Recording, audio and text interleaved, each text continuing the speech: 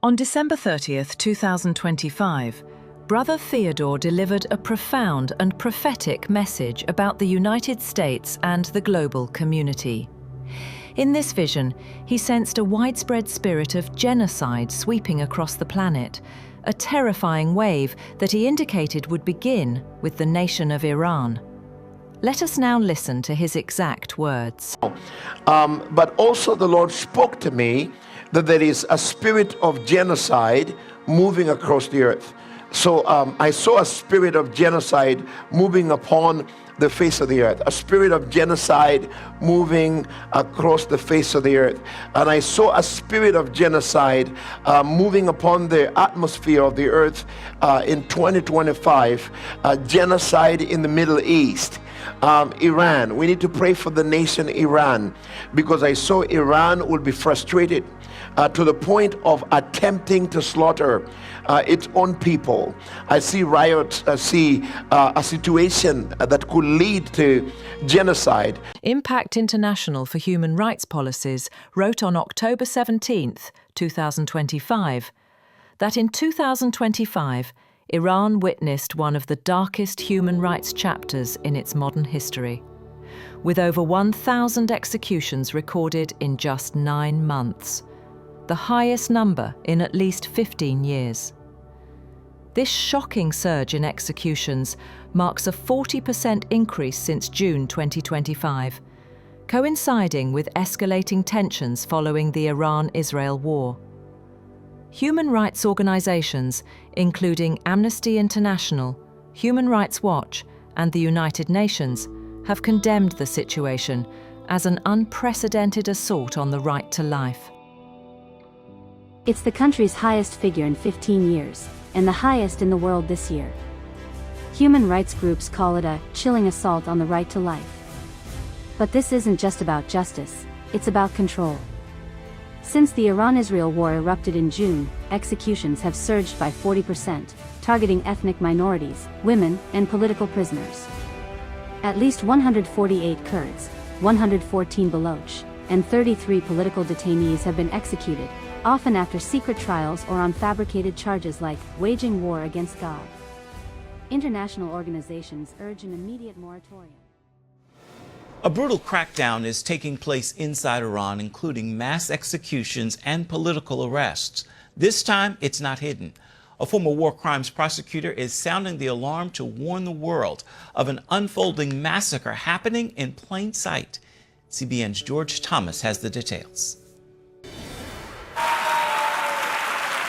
Stephen Rapp, former U.S. ambassador at large in the Office of Global Criminal Justice, tells CBN News the Iranian regime isn't just cracking down with arrests or beatings, it's using executions to silence dissent, with the numbers rising fast after the recent war with Israel. There are thousands of political prisoners, and they could charge them with these phony charges and begin mass executions, really judicial murders of peaceful opponents. In 2023, Iran executed more than 850 people. A year later, that number jumped to 975. And now, just 8 months into 2025, over 700 executions have already been recorded. The Islamic Republic continues to be the leading state sponsor of executions, second to the Chinese Communist Party. Among those put to death, 3 Kurdish men and a top nuclear scientist accused of collaborating with Israel. The regime fears its people more than a potential external attack because ultimately,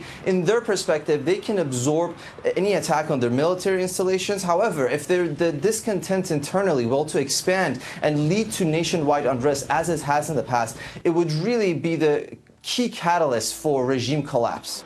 Others sentenced to death are charged with vague offenses like, quote, enmity against God. What I fear is instead of 1,000 a year, we could end up with literally tens of thousands being executed. People are being rounded up all over the place. People are being stopped in the streets and told to hand over their cell phones while they check messaging history, photos taken, phone calls made, websites visited.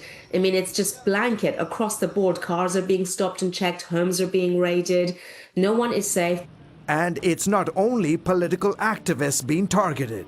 As the internal crackdowns expand and intensify, the religious minorities tend to be on the front lines of this repression apparatus. Just last month, 21 Iranian Christians were arrested in these 6 cities. Officials accused them of spreading Zionist Christianity and, quote, acting against national security. In November 3, 2025, the Christian genocide in Nigeria was reported, leading to President Trump threatening intervention.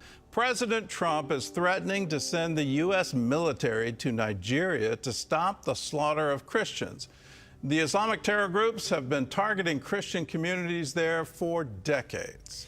Nigeria's government says it welcomes help in the fight against terrorists under certain conditions. Dale Hurd has the story.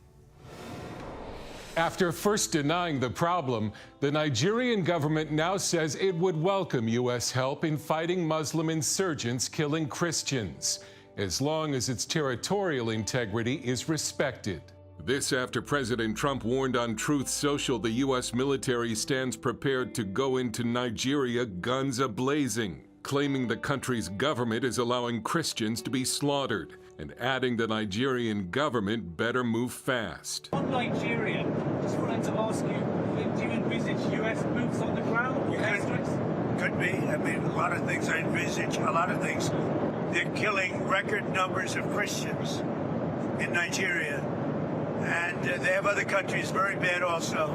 You know that part of the world, very bad. They're killing the Christians and killing them in very large numbers. We're not going to allow that to happen. Estimates of the number of Christians killed in Nigeria from Muslim extremist groups and sectarian violence since 2009 are in the tens of thousands. Some claim it exceeds 100,000.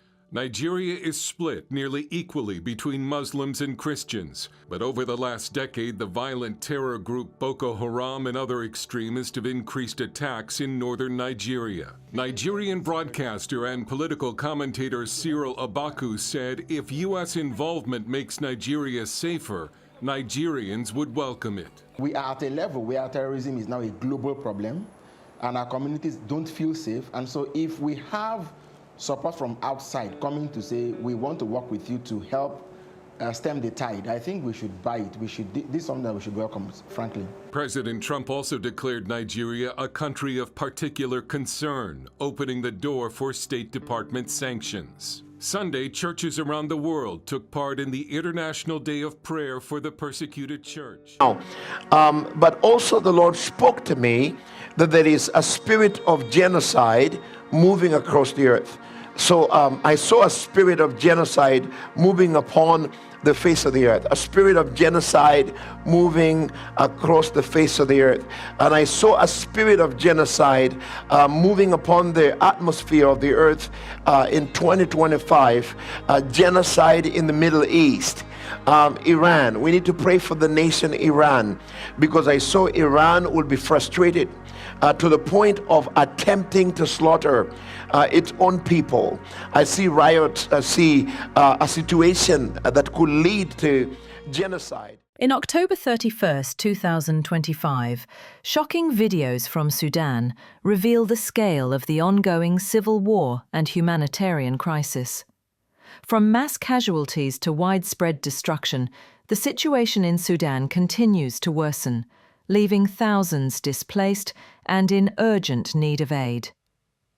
The blood was visible from space in Sudan, showing evidence of Darfur genocide. The alleged mass killings took place in under 72 hours, researchers said. Captured Al-Fasher, the Sudanese army's last stronghold in Darfur, after a siege that lasted nearly 17 months. The Sudan Doctors Network has said that at least about 1,500 people were killed in just 3 days as residents tried to flee from the city. It called the attacks a deliberate campaign of killing and extermination. Now, grim videos from the city showed the dead bodies lying bloodied and motionless both inside and outside of the building, while armed gunmen patrol and film nearby. Now, 8 groups have said that they have evidence of executions and house-to-house raids and assaults on civilians escaping the city. The Sudanese government claims that the death toll in Al-Fasher has already crossed the 2,000 mark. Humanitarian organizations have warned that the real number could be much higher. Red Cross has said that Sudan is quote-unquote facing one of the most dramatic conflicts of our times. The United Nations has warned of further mass killings and ethnic cleansing by the rapid support forces in the region. As you have heard, El Fasher, already the scene of catastrophic levels of human suffering, has descended into an even darker hell, with credible reports of widespread executions after rapid support forces fighters entered the city. The RSF has been fighting Sudan's army since 2023 in a civil war that has already claimed tens of thousands of lives and has displaced more than 12 million people from their homes. Now, El Fasher's fall effectively hands the RSF control of nearly all of Darfur, a region that is still scarred by ethnic violence 2 decades ago. More than 10 years after the creation of South Sudan, the takeover has raised concerns that Sudan could face another partition.